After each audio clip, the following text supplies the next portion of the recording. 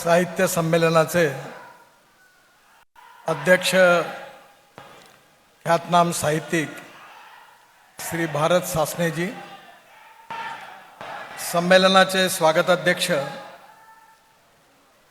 राज्यमंत्री आदरणीय संजय बनसोडेजी,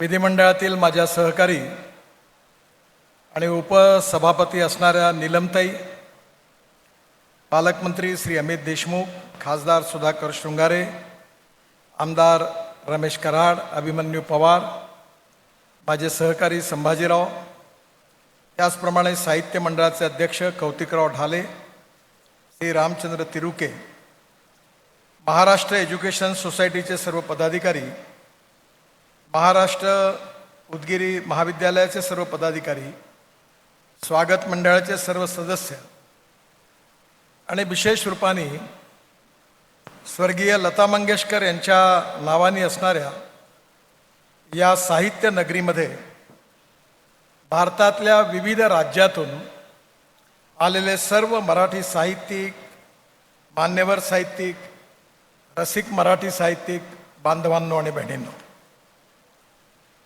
खरं म्हणजे साहित्य संमेलनामध्ये अतिशय भव्य असं आयोजन या ठिकाणी झालेलं आहे. आणि मगाशी सांगितल्याप्रमाणे आतापर्यंत जे साहित्य संमेलनं जवळपास 90 झाली ती मोठ्या शहरात झाली, पण विशेष करून उदगीरसारख्या खरं म्हणजे जिल्हास्थानी अशी जागा नाही आहे, पण ज्या ठिकाणी होत आहे ही ग्रामपंचायत आहे आणि या ठिकाणी अतिशय उत्साहाने या साहित्य संमेलनाचं यशस्वी आयोजन इथल्या जनतेने, इथल्या कार्यकर्त्यांनी, इथल्या आयोजकांनी जे केलं त्या सगळ्यांना मी हात जोडून त्यांचं अभिनंदन करतो, त्यांना खूप खूप शुभेच्छा देतो. कारण एवढा मोठा कार्यक्रम करणं हे कठीण काम आहे, पण ते त्यांनी यशस्वी करून दाखवलं. माझ्या बांधवांनो आणि बहिणींनो, आपण सगळेजण भारतीय स्वातंत्र्याच्या अमृत महोत्सवाच्या पावन पर्वावर असलेल्या या संमेलनाच्या समारोप प्रसंगी आपण सगळेजण एकत्रित झालो आहोत. साहित्यिक आणि साहित्य खऱ्या अर्थाने आपल्या सगळ्यांचं जीवन घडवणारं आहे. मी आत्ता येत होतो त्यावेळी आठवण करत होतो की माझ्या लहानपणी शाळेत शिकत असताना वक्तृत्व स्पर्धेत मला काही बक्षिसं मिळाली होती. त्यामधलं एक पुस्तक होतं स्वातंत्र्यवीर सावरकरांचं माझी जन्मठेप. एकदा एक पुस्तक मिळालं शिवाजी सावंतांचं मृत्युंजय, आणि एकदा एक पुस्तक मिळालं रणजित देसाईंचं श्रीमान योगी, आणि एकदा मिळालं बम पुरंदरेंचं राजा शिवछत्रपती. ही चारही पुस्तकं मी अनेक वेळा वाचली आणि या 4 पुस्तकातून जे मला शिकायला मिळालं ते आयुष्यात पुढे मला कुठूनही मिळालं नसतं असं या 4 पुस्तकातून शिकायला मिळालं, याचा मला अभिमान आहे. आणि म्हणून जे साहित्य आहे, जे विचार आहेत ते डोळ्याच्या मागे असतात. कुठलीही सत्ता डोळे नष्ट करू शकते, पण डोळ्यामागे दडलेले विचार नष्ट करू शकत नाही, कारण विचार अमर असतात. आणि हे जे विचाराचे संस्कार असतात हे आपल्याला साहित्यातून मिळतात. समाज जीवनामध्ये आणि राष्ट्रीय जीवनामध्ये जेव्हा समाज बदलत असतो, मग ते आर्थिक परिवर्तन असो, सामाजिक परिवर्तन असो, प्रत्येक क्षेत्रामध्ये या परिवर्तनाची सुरुवात करणारी जी लोक असतात ती त्या परिवर्तनाच्या संदर्भातल्या उद्दिष्टांच्या समोर ठेवून मग त्या अनुषंगाने आपले विचार मांडत असतात, ज्याला आपण सोप्या भाषेमध्ये विजन म्हणतो. मी नेहमी म्हणतो की you can donate I but you can not donate vision. डोळे दान केल्या जाऊ शकते, पण व्हिजन दान केल्या जाऊ शकत नाही. आणि म्हणून आयुष्यात जगण्याची जी दृष्टी आहे, व्हिजन आहे, ती साहित्य, संस्कृती आणि इतिहास याच्या माध्यमातून म्हणून साहित्य, संस्कृती, इतिहास आणि विरासत ही आपली खूप मोठी शक्ती आहे. अर्थात हेही महत्त्वाचं आहे की जे उद्दिष्ट आपण समोर मांडलेलं आहे ते कोणतं आहे. आपल्या संविधानामध्ये बाबासाहेब आंबेडकरांनी आपल्याला सगळे फंडामेंटल राईट्स दिलेले आहेत. लोकशाही आपण स्वीकारलेली आहे आणि जगातली सगळ्यात मोठी लोकशाही म्हणून आपला देश आहे. त्यामुळे विचार करण्याचं स्वातंत्र्य आहे, बोलण्याचं स्वातंत्र्य आहे, अभिव्यक्ती स्वातंत्र्य आहे, सगळ्या प्रकारची स्वातंत्र्य आहेत आणि ती सगळी स्वातंत्र्य असली पाहिजे असंच आपल्या सगळ्यांचं मतही आहे, आग्रही आहे आणि आपली कमिटमेंट आहे. आणि मला तर याकरता जास्त याच्याबद्दल प्रिय, कारण मी माझ्या राजकीय जीवनाची सुरुवात इमर्जन्सीच्या विरुद्ध जयप्रकाश नारायणांनी सुरू केलेल्या संघर्षातून सुरू केली. त्यामुळे लोकशाहीचं आणि लोकशाही स्वातंत्र्याचं महत्त्व वेगळं सांगण्याची काही आवश्यकता नाही आहे. पण हे जे काही आम्हाला स्वातंत्र्य मिळालेलं आहे आणि साहित्यातून, आमच्या काव्यातून, आमच्या इतिहासातून, आमच्या संगीतातून जे संस्कार होतात त्याचा जर आपण सखोल अभ्यास केला तर आपल्याला अनेक गोष्टी अनुभवायला येतील. मी आपल्याला एक छोटंसं उदाहरण सांगतो की आपल्या इथे आमिर खान नावाचे फिल्म अभिनेते आहेत. त्यांनी तारे जमीन पर म्हणून एक चित्रपट काढला आणि त्या चित्रपटाचे लेखक होते प्रसून जोशी. ते माझे मित्र आहेत. तर मी त्यांना सहज विचारलं की तुम्ही या चित्रपटाची पटकथा कशी लिहिली आहे. खरं म्हणजे हा चित्रपट एवढा सुंदर आहे की प्रत्येक शिक्षकाने हा चित्रपट पाहावा. इतकं चांगलं शिक्षणाचं वर्णन, की शिक्षक कसा असावा याचं वर्णन त्या चित्रपटामध्ये आहे. आपल्या इथे चित्रपटाची कथा किंवा पटकथा, नाटकाचं, एखाद्या नाटकाच्या विषयावर होणारं नाटक किंवा एखाद्या विषयावर होणारा संगीताचा प्रयोग हे केवळ लोकरंजनाकरता नाही आहे, केवळ मनोरंजनाकरता नाही आहे, तर संगीत, नृत्य, नाटक, साहित्य, संस्कृती या सगळ्याच्या सान्निध्यात गेल्यानंतर एक संस्कार प्राप्त होतो आणि हा संस्कार आज आपण सगळेजण इथे एकत्रित झालो आहोत. दोष सगळ्यांमध्ये आहे. No one is perfect and no one can claim that he is perfect. उत्तम, अधिक उत्तम, सर्वोत्तम अप टू इन्फिनिटी. असा कोणीच माणूस नाही आहे की जो 100% परफेक्ट आहे. त्या माणसाचं नाव आपल्याला अजूनपर्यंत माहिती नाही आहे. पण उत्तम, अधिक उत्तम आणि सर्वोत्तम बनणं हाच चांगला माणूस बनण्याचा उत्तम मार्ग आहे. आणि उत्तम गुणवत्तेवर कोणाचं पेटंट रजिस्टर झालेलं नाही आहे. आणि त्यामुळे स्वाभाविकपणे आपल्याला सामाजिक जीवनामध्ये, राजकीय जीवनामध्ये किंवा कुठल्याही पण पत्रकारिता असेल, आपण कुठल्या, आता मी एन्व्हायरमेंटच्या क्षेत्रातल्या पती पत्नींचा सत्कार केला, या सगळ्या क्षेत्रामध्ये प्रत्येकजण काही ना काही चांगलं करत असतो, चांगलं शिकत असतो आणि चांगलं सांगत असतो. ही जी प्रक्रिया आहे ही प्रबोधन, प्रशिक्षण आणि लोकसंस्कार अशी आहे.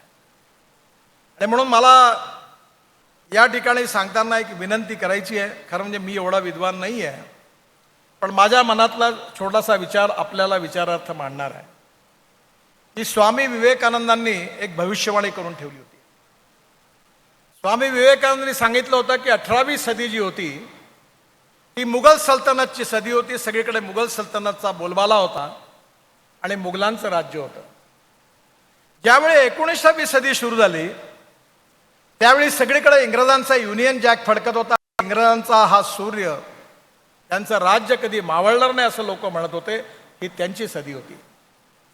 20वी सदी जेव्हा आली ती एक अमेरिका, एक सुपर इकॉनॉमिक पॉवर आणि सगळ्यात दृष्टीने पुढे असणारा देश म्हणून आपल्या समोर आला. आणि विवेकानंदांनी या तिन्ही सदीचं वर्णन करत असताना शेवटी सांगितलं होतं की आपली जी 21वी शतक आहे हे भारताचं आहे, हिंदुस्थानचं आहे, आपल्या सगळ्यांचं आहे. आणि हे जर 21वं शतक जे आहे यात आपल्या देशाला विश्व समुदायामध्ये सर्वांगीण दृष्टीने प्रगती पथावर नेऊन आदर्श म्हणून नंबर 1 वर पोचवायचं असेल तर समाजाच्या सर्वांगीण क्षेत्रामध्ये हे जे उद्दिष्ट आहे याच्यामध्ये एकमत असलं पाहिजे. आपण 2 गोष्टींचा नेहमी ध्यास घेतलेला आहे. लातूर पॅटर्न प्रसिद्ध आहे आणि लातूर पॅटर्नची सुरुवात उदगीर पासून झालेली आहे. म्हणजे ही सरस्वतीचं मंदिर आहे.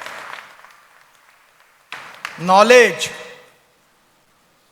ज्ञान, knowledge as a power, innovation, entrepreneurship, science, technology, research, skill, successful practices, आपण याला नॉलेज म्हणतो. नॉलेज जे शिक्षणातून मिळतं, ज्याला बाबासाहेब आंबेडकरांनी वाघिणीचं दूध म्हटलेलं आहे, ती पॉवर म्हणजे शिक्षण आहे. आणि म्हणून आपलं भविष्य जे आहे ते आपल्याला ज्ञानाचं रूपांतर वेल्थमध्ये करायचं आहे. Conversion of knowledge into wealth. त्याकरता विज्ञान, तंत्रविज्ञान, innovation, entrepreneurship, science, technology, agriculture, industry, service sector या सगळ्या क्षेत्रामध्ये जगाला मार्गदर्शन करण्याची कुवत आपल्या देशात निर्माण करायची आहे. मला अनेक वेळा विदेशात जाण्याची संधी मिळाली. जपानच्या प्रधानमंत्र्याबरोबर भेटलो असताना त्यांनी मला एक प्रश्न विचारला की तुमच्या देशातले इंजिनियर्स, जे सॉफ्टवेअर इंजिनियर्स आहेत, ते एवढे हुशार कसे आहेत? त्यांच्या शरीरात काही मॅथमॅटिक्सचे जीन्स आहेत का? आज जगाच्या कानाकोपऱ्यामध्ये, अमेरिकेमध्ये, सिलिकॉन व्हॅलीमध्ये, सगळ्या ठिकाणी आपली मान स्वाभिमानाने उभी राहते. एवढं मोठं काम आपल्या सॉफ्टवेअर इंजिनियर्सने करून दाखवलं. अमेरिकेमधल्या 10 चांगल्या डॉक्टरपैकी 6 डॉक्टर भारतीय आहेत. लंडनमध्ये आणि युकेमध्ये ही पद्धत आहे की कोणी आजारी पडला तर भारतीय डॉक्टरकडे जातात. हे गुडविल आहे. आणि हे गुडविल आपल्या इथल्या तरुण मुलांनी अभ्यास करून, प्रशिक्षणातून, अनुभवातून, स्किल हासिल करून त्यांनी आपल्याला प्रतिष्ठा आणि सन्मान मिळवून दिलेला आहे. आज आपल्याला शेक्सपियरचं आपण नाव घेतो, पण याचा अर्थ आपले भारतीय साहित्यिक काही कमी नाही आहे. आज या इथे मंचावरही अनेक जण उपस्थित आहेत आणि साहित्यिकांनी देखील आपल्यासमोर काही उद्दिष्ट ठेवलेलं आहे. साहित्य जे आहे ते केवळ मनोरंजनाकरता नाही आहे. इतिहास, साहित्य आणि संस्कृती हा केवळ मनोरंजनाचा विषय होऊ शकत नाही. या प्रत्येक गोष्टीच्या मागे काही भावार्थ आहे. There is a difference between letter and spirit. Letter जरी काही असलं तरी त्याच्या मागचं स्पिरिट खूप महत्त्वाचं आहे. आणि ते स्पिरिट आपण सगळेजण समजून घेतो आणि त्यातून आपल्या जीवनाला दिशा देण्याचा प्रयत्न करत असतो. आपण 3 गोष्टींचा प्रामुख्याने विचार करतो की इथिक्स, इकॉनॉमी, इकॉलॉजी आणि एन्व्हायरमेंट. इथिक्समध्ये सगळं आलं. एज्युकेशन पण आलं, साहित्य पण आलं, इतिहास पण आला, संस्कृती पण आली, नाट्य, साहित्य सगळं काही आलं. आणि इकॉनॉमी म्हणजे विवेकानंदांनी सांगितलंय की no philosophy can be taught to empty stomach. शेवटी सगळ्या गोष्टी करण्याकरता साधनं पाहिजे. साधनांशिवाय सगळ्या गोष्टी अपूर्ण आहेत. आणि आपल्याला सुखी, समृद्ध, संपन्न समाज बनायचं असेल तर आपल्याला निश्चितपणे विकासाच्या दृष्टीने पुढे गेलं पाहिजे. गाव, गरीब, मजदूर, शेतकऱ्याचं कल्याण झालं पाहिजे. पर कॅपिटा इन्कम वाढलं पाहिजे. ॲग्रिकल्चर ग्रोथ रेट वाढला पाहिजे. जलसंवर्धन वाढवलं पाहिजे. साहित्यिकांनी जलसंवर्धनावर एवढी पुस्तकं लिहिली आहे की त्यातल्या अनेक याच्यात मला एकाने वाचायला मिळालं की धावणाऱ्या पाण्याला चालायला लावा, चालणाऱ्या पाण्याला थांबायला लावा, थांबलेल्या पाण्याला जमिनीला प्यायला लावा, गावातलं पाणी गावात, शहरातलं पाणी शहरात, घरातलं पाणी घरात. छोटासा विचार आहे. मी आत्ता संभाजीरावांना विचारत होतो की लातूर जिल्ह्यामध्ये इरिगेशन किती आहे? म्हणजे 18%. मी म्हटलं जोपर्यंत लातूर जिल्ह्यातलं इरिगेशन हे 50% वरती जात नाही तोपर्यंत इथली जनता सुखी, समृद्ध आणि संपन्न होऊ शकत नाही. पाण्याचा प्रश्न आहे, लातूरवाल्यांना माहिती आहे किती गंभीर आहे. आणि त्यामुळे या प्रत्येक विषयावर प्रबोधन करणारं साहित्य, एन्व्हायरमेंटवर अनेक आहेत. आज आपल्या देशामध्ये पेट्रोल डिझेलमुळे किती मोठं नुकसान सुरू आहे. मी ट्रान्सपोर्ट मंत्री आहे. माझं स्वप्न आहे की या देशातला शेतकरी केवळ अन्नदाता राहता कामा नये, या देशातला शेतकरी ऊर्जादाता झाला पाहिजे. खूप प्रयोग सुरू आहेत. माझ्याकडे पाण्यावर चालणारी, हायड्रोजनवर चालणारी कार आहे दिल्लीमध्ये. एवढी सुंदर कार आहे की मर्सिडीजपेक्षाही पण कम्फर्ट आहे. आज जग पुढे चाललेलं आहे आणि आपल्यालाही पुढे जायचं आहे. समाजाच्या सर्वांगीण क्षेत्रामध्ये हा समाज कसा घडवायचा आहे, हा देश कसा घडवायचा आहे, याची व्हिजन देण्याची जबाबदारी समाजातल्या ज्या धुरणांवर आहे, ज्या विचारवंतांवर आहे, ज्या सारस्वतांवर आहे, ते सगळे सारस्वत आपण जमल्यात. त्यामुळे आपल्या लिखाणामागचं उद्दिष्ट काय आहे, आणि उद्दिष्टामागचा भावार्थ काय हा खूप महत्त्वाचा आहे. चांगल्याही गोष्टी आहे, वाईटही गोष्टी आहेत. आज आपण सगळेजण एकमेकाला दोष देतो. सगळ्याच क्षेत्रामध्ये ऱ्हास झालेला आहे. प्रत्येक क्षेत्रामध्ये राजकारणामध्ये झालेला आहे, समाजकारणात झालेला आहे, पत्रकारितेत झालेला, आणि इथले जे विषय होते चर्चेचे सगळे, ही गोष्ट खरी आहे की कुठेतरी आपण कमी पडतो आहे. पण कमी पडण्यावर केवळ चर्चा करून होणार नाही, तर ज्या कमी आहेत त्या शोधून काढून त्याच्यावर मात करून पुढे जाण्याची गरज आहे. आणि याकरता आज आपल्याला आपलं साहित्य, संस्कृती, इतिहास मोलाची आहे. आज मला एक चांगली गोष्ट आठवते की मी इंग्लंडच्या पार्लमेंटमध्ये गेलो होतो. मला तिथे भाषण देण्याची संधी मिळाली आणि तिथलं भाषण झाल्यानंतर मी प्रधानमंत्र्यांकडे चहा प्यायला गेलो. त्यांनी मला एक प्रश्न विचारला. विदेश मंत्री आणि प्रधानमंत्री दोघेही होते. त्यांनी विचारलं, तुमच्या देशातली सगळ्यात मोठी समस्या कोणती आहे? मी चुपचाप व्हायच्या आधीच फॉरेन मिनिस्टर म्हणाले, तुमची पॉप्युलेशन खूप जास्त आहे, गरिबी, भूकमरी, बेरोजगारी, महागाई, त्यामुळे आम्हाला खरोखर समस्या आहे असं मी सांगितलं. मी त्यांना उलटा प्रश्न केला की तुमच्या देशामधली सगळ्यात मोठी गंभीर समस्या कोणती आहे? त्यांनी मला उत्तर दिलं की आमच्या देशामध्ये तरुण मुलं आणि मुली लग्न न करताच लिव्हिंग रिलेशनशिपमध्ये राहतात, त्यामुळे आमची समाज व्यवस्था उद्ध्वस्त झाली आहे, ही आमची सगळ्यात मोठी समस्या आहे. मग त्यांनी मला असा प्रश्न विचारला, ही समस्या तुमच्या देशामध्ये नाही आहे का?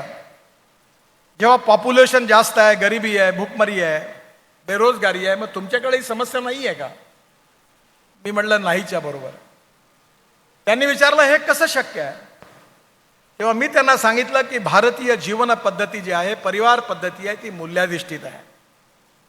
आपल्या रामायण महाभारतापासून भगवान गौतम बुद्धापासून आपल्याला छत्रपती शिवाजी महाराजांपर्यंत प्रत्येक वेळा एक संस्कार मिळाला, आणि या प्रत्येक संस्कारातून आपलं मन आणि व्यक्तित्व घडत गेलं.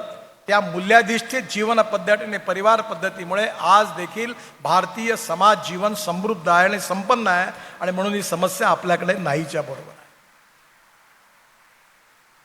पण हे सगळे संस्कार मिळाले कुठून?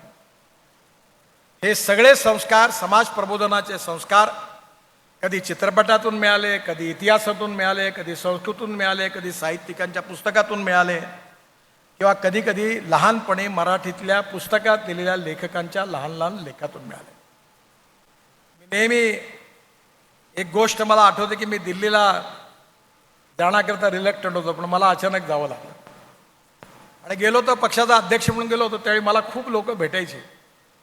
मला मराठी माणूस, मराठी संस्कृती, मराठी नाटक, मराठी संगीत भयंकर आवडतं. आणि माझी अशी श्रद्धा आहे की मराठी नाटक, मराठी साहित्य, मराठी संगीत हे खूपच वेगळं आहे. याची तुलना फक्त देशातून बंगालशी होऊ शकते. आणि याचं तुम्हाला महत्त्व महाराष्ट्रात राहून नाही कळत.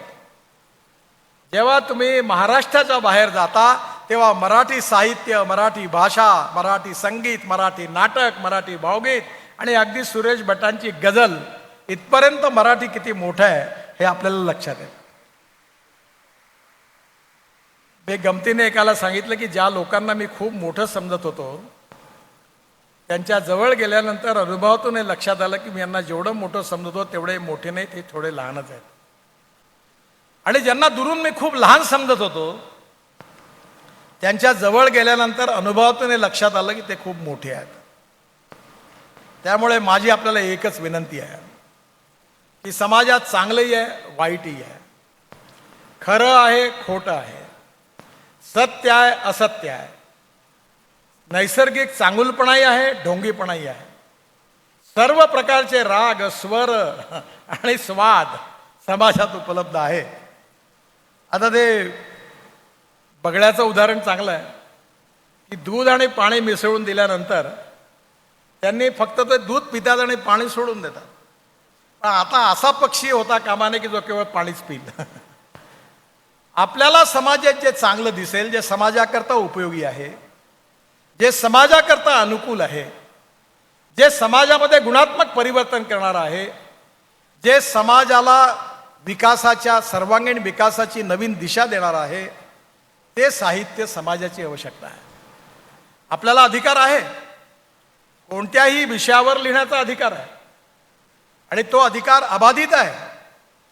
पण कोणता विषय समाजाच्या उपयोगाचा आहे आणि कोणता नाही आहे हे ठरवण्याचाही अधिकार आपल्याला आहे. शेवटी आपण नेहमी म्हणतो की आपण एखाद्या माणसाकडे जातो, छोट्या माणसाकडनं चांगल्या गोष्टी शिकतो आणि त्या आपल्या व्यक्तिमत्वात आपण आणण्याचा प्रयत्न करतो. आणि त्यामुळे आज वाद आहे, विवाद आहे आणि राजकारणामध्ये तर आहेच. आणि आज मला अनेक वेळा मी नेहमी एक पथ्य पाळतो. मी नेहमी म्हणतो की शिक्षणाच्या व्यासपीठावरून आणि साहित्याच्या व्यासपीठावरून राजकारण बोलता कामा नये. कारण हे अभाव पॉलिटिक्स आहे आणि त्यामुळे याच्यात राजकीय विचाराचा रंग देऊन याच्यात मिश्रण करण्याची गरज नाही आहे. आणि आत्ताच अमित देशमुख म्हणाले की सगळेच तुम्ही साहित्यिक झाले. तुम्ही म्हटलं हे सगळेच आमदार खासदार सगळे साहित्यिक झाले तर मग साहित्यिकांनी ओरिजिनल साहित्यिकांनी काय करायचं. पण राजकारणामध्ये साहित्यिकालाही महत्व आहे. मी ज्यावेळी विद्यार्थी होतो तेव्हा आपल्याला आणीबाणीच्या विरोधामध्ये पु ल देशपांडे, दुर्गा भागवत यांनी त्यावेळी भारतातली लोकशाही वाचवण्याकरता आपल्या आयुष्याचा प्रवास सगळा सुरू केला आणि त्यांनी त्यावेळी लोकांचं प्रबोधन केलं लोकशाही वाचवण्याकरता. इलेक्शन संपलं, त्यांनी राजकारण सोडून दिलं. आणि म्हणून राजकारण म्हणजे केवळ पॉवर पॉलिटिक्स नाही आहे. राजकारणाचा अर्थ आहे राष्ट्रकारण, समाजकारण आणि विकासकारण, अर्थकारण. राजनीतीचा अर्थ आहे बृहत्त राजनीती, लोकनीती आणि धर्मनीती. इथे धर्माचा अर्थ वेगळा आहे. आणि त्यामुळे राष्ट्र बनवायचं असेल, राष्ट्र घडवायचं असेल तर केवळ सत्ताकारणातून ते यशस्वी नाही आहे. आणि म्हणून एखादा राजकारणी जरी साहित्यिक असला तर असू शकतो, आहेत अनेक लोक. महाराष्ट्राचे माजी मुख्यमंत्री सुधाकरराव नाईक हे मराठीचे चांगले साहित्यिक होते आणि मला आठवतं की त्यांना ते होते म्हणूनच संस्कृतचे अभ्यासक होते. आणि त्यांच्या आग्रहामुळेच त्यावेळी डॉक्टर श्रीकांत जिचकार आणि सुधाकरराव नाईक या दोघांमुळे संस्कृत विश्वविद्यालयाची स्थापना झाली. म्हणजे राजकारणामध्ये देखील साहित्य समजणारा असेल, संस्कृती समजणारा असेल तर पॉलिसी तशी इम्प्लिमेंट होणार आहे. आणि म्हणून आज राजकारणामध्ये येण्याकरता कोणालाही पण जनता कोणालाही उभं राहता येतं. ज्याचं मतदार यादीत नाव आहे तो उभं राहू शकतो. जिसको दम है दम अजमा लो. पण प्रॉब्लेम असा आहे की प्रत्येक क्षेत्रातली काही विशेषता आहे, काही चांगल्या गोष्टी आहे, काही वाईट गोष्टी आहे. आज आपण शिक्षण संस्थेमध्ये जातो. शिक्षण हे राजकारणापासून मुक्त असलं पाहिजे. आपण आपली शिक्षण संस्था जी आहे त्या संस्थेचे संस्थापक कुठल्याही राजकीय विचाराचे असतील, पण शिक्षण संस्थेमध्ये मिळणारं शिक्षण मात्र राजकारणापासून मुक्त असलं पाहिजे. आज आपल्या समाजामध्ये अनेक दोष आहेत. जातीयता आहे, अस्पृश्यता आहे, कधी कधी धर्मांधता आहे. आणि हे सगळं जर तुम्हाला नष्ट करायचं असेल तर लोकांचं मन बदलावं लागणार आहे. आणि ते जर बदलवायचं असेल तर साहित्यिक, पत्रकार, इतिहास संशोधक ह्या सगळ्या लोकांची महत्त्वाची भूमिका आहे. त्यामुळे स्वामी विवेकानंदांनी जे सांगितलं होतं की 21व्या शतकामध्ये आपल्याला संपूर्ण विश्वामध्ये सर्वांगीण दृष्टीने नंबर 1चं राष्ट्र बनायचं आहे, हे जर स्वप्न पूर्ण करायचं असेल तर तसंच साहित्य, तसंच काव्य, तसंच संगीत, तसाच इतिहास आणि तसेच संस्कार असतील तरच हे स्वप्न पूर्ण होणार आहे. या देशामध्ये सामाजिक आर्थिक परिवर्तन झालं पाहिजे. माणूस हा जातीने श्रेष्ठ नाही आहे, गुणांनी श्रेष्ठ आहे. जातीयता, छुवाछूत, अस्पृश्यता समूळ नष्ट झाली पाहिजे आणि मानवतेच्या आधारावर विश्वाचं कल्याण झालं पाहिजे असा भाव आपल्या संस्कृतीने जगाला दिलेला आहे. मी बर्लिनमध्ये गेलो होतो श्री श्री रविशंकरजींच्या कार्यक्रमाला. लाखो लोक बसले होते, आपल्या देशातले नव्हते. अनेक देशामध्ये आपलं योग विज्ञान, आयुर्वेद. आज भगवान गौतम बुद्धांनी आपल्या देशातून सुरुवात केली. आम्ही बुद्ध सर्किट तयार केलं. भगवान गौतम बुद्धांनी त्यांचा विचार जगातल्या कानाकोपऱ्यामध्ये पोहोचवला. त्याला एवढी स्वीकारार्हता मिळाली. त्यामुळे येणाऱ्या काळामध्ये निश्चितच आपल्याला विश्वामध्ये प्रथम क्रमांकाचं राष्ट्र व्हायचं असेल तर आपलं साहित्य, आपली संस्कृती, आपला इतिहास, आपली विरासत याच्यापासून अध्ययन करून भविष्याची नीती आखावी लागणार आहे. मला पूर्ण हे मान्य आहे की कोणी कुठल्या विषयावर लिहावं आणि काय लिहावं हा त्यांचा अधिकार आहे. पण समाजानुकूल, युगानुकूल आणि राष्ट्रानुकूल साहित्य हे समाजाला, देशाला एका प्रगतीच्या आणि विकासाच्या दिशेने नेणार आहे.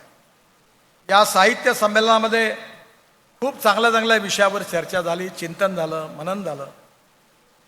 मतभेद असतात. मतभेद हे जिवंतपणाचं प्रतीक आहे. मतभेद असायला काही हरकत नाही, पण मनभेद असायला नको. मतभिन्नता असली तरी काही हरकत नाही, कारण आपल्यामध्ये अनेक प्रकारचे विचार आहे, अनेक प्रकारची लोक आहेत. आणि आपल्या साहित्याने, आपल्या संस्कृतीवर शिकवलं की आपल्या विरोधी जरी विचार असेल तरी त्या विचाराचा सन्मान केला पाहिजे, हेच आपल्याला शिकवलं गेलं आहे.